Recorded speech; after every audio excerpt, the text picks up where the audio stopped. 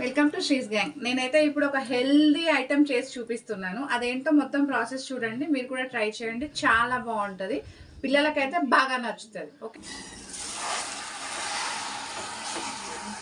ఈ ఐటెం చేయడానికైతే నేను పాలకూర మునగాకు తీసుకున్నానండి. పాలకూరని మునగాకుని ఒక 5 నిమిషాలు వేడి నీళ్ళల్లో వేస్తే ఆకు మెత్తబడుతుంది కదండి. ఆ మెత్తబడ్డ ఆకుని తీసి మనమైతే కొంచెం చల్లారబెట్టుకోవాలి. ఆ తర్వాత ఒక మిక్సీ జార్ తీసుకుని దాంట్లో ఒక 4 పచ్చిమిరపకాయలు, 4 వెల్లుల్లిపాయలు, కొంచెం అల్లం ముక్క, కొత్తిమీర వేసి ఈ మనం ఉడకబెట్టుకున్న ఆకుకూర ఏదైతే ఉందో దాన్ని కూడా తీసి మెత్తగా గ్రైండ్ చేసుకోవాలన్నమాట. ఈ గ్రైండ్ చేసుకున్న తర్వాత దాన్ని ఒక గిన్నెలోకి తీసుకుని దాంట్లో శనగపిండి అయితే వేయాలండి. ఎందుకంటే ముద్దలాగా అవ్వడం కోసం. మరీ చపాతీ పిండిలాగా ముద్దలాగా అయితే అవసరం లేదండి. ఇది మనం డబుల్ బాయిలింగ్ పద్ధతిలో ఉడకపెడతాం కదా, దానికోసము. ఆ శనగపిండి ఒక కప్పు వేసుకున్న తర్వాత దాంట్లో కొంచెం ఉప్పు, కొంచెం పసుపు, కొంచెం ధనియాల పొడి, కొంచెం పసుపు అయితే వేసుకుని మనం కలుపుకోవాలండి. దీన్ని మామూలు స్పూన్తో కలిపితే సరిపోతుందన్నమాట. దీన్ని మనము ఇడ్లీ పాత్రలో అయినా పెట్టుకోవచ్చు, లేదంటే స్టీమ్కి ఉడకపెట్టుకోవచ్చు. ఎలా వీలుంటే అలా ఉడకబెట్టుకోండి. అయితే గిన్నెకి మాత్రం కొంచెం ఆయిల్ రాసుకుని ఇలా కొంచెం కొట్టుకోండి అనమాట. ఎందుకంటే బబుల్స్ ఉంటే దానికి పోతాయి కదా, అందుకని చెప్పి. ఇది ఒక 10 మినిట్స్ అట్లా మనకి ఉడకడానికి టైం పడుతుందండి. ఆ తర్వాత ఒక ప్యాన్ తీసుకుని దాంట్లో కొంచెం ఆయిల్ అయితే ఎక్కువే పడుతుందండి. ఒక 5-6 స్పూన్లు అయితే పడుతుంది. ఆ తర్వాత ఒక ఎండుమిరపకాయ, కొంచెం జీలకర్ర, ఆవాలు, కొంచెం ఉల్లిపాయ అండి పొడువుగా కట్ చేసుకుని వేసుకున్నానండి. పొడువుగా కట్ చేసుకోండి, టేస్ట్ చాలా బాగుంటుందన్నమాట.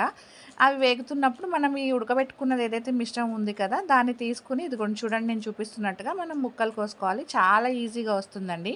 శనగపిండి కలిపాం కదా, అందుకని చెప్పి అది కొంచెం గట్టిపడి చాలా బాగుంటుంది. ఇప్పుడు ఇది వేగిన తర్వాత కొంచెం ఉల్లిపాయలు వేగుతున్నప్పుడు దాంట్లో కొంచెం మనం అల్లం వెల్లుల్లి పేస్ట్ కూడా వేసుకుని అది కొంచెం వేగిన తర్వాత కొంచెం ఉప్పు, కొంచెం కారం, కొంచెం పసుపు కొంచెం వేసుకుని కొత్తిమీర కూడా వేసుకుని మనం వేయించుకోవాలండి. అయితే ఇక్కడే మెయిన్ ఇంగ్రీడియంట్ దీంట్లో ఏం వేయాలంటే మనం పెరుగు వేయాలండి. కొంచెం పెరుగుతోనే మనకి టేస్ట్ అయితే ఎన్హాన్స్ అవుతుంది. మర్చిపోకుండా పెరుగు మాత్రం వేయండి ఖచ్చితంగా. ఇది ఆ క్యూబ్స్కి పడుతుంది కదా, చాలా బాగుంటుంది. ఈ మిశ్రమం ఇట్లా రెడీ అవుతుంది కదా, మనం ఇంకొక గిన్నెలో కొంచెం నూనె తీసుకుని ఈ ముక్కలు ఏవైతే ఉన్నాయో అవి కొంచెం వేయించుకోవాలండి. వేయించుకుంటే బాగుంటాయి అన్నమాట. వేయించుకోకుండా డైరెక్ట్గా కూడా చేసుకోవచ్చు మనము, కానీ వేయించితే చాలా బాగున్నాయి అన్నమాట. ఇదిగోండి ఇట్లా వేయించుకుని మనం అందులో వేసేసుకోవాలి. ఇక వేయించుకున్న తర్వాత ఒక 2 నిమిషాలు అట్లా మనం జస్ట్ కిందకి పైకి కలుపుకున్నాం అనుకోండి, అయిపోతుంది. ఇప్పుడు దీన్ని మనం స్నాక్స్ లాగా తినచ్చు, లేదంటే అన్నంలో కూడా తినచ్చండి. 2 రకాల ట్రై చేశాను నేను. చాలా అంటే చాలా బాగుందండి.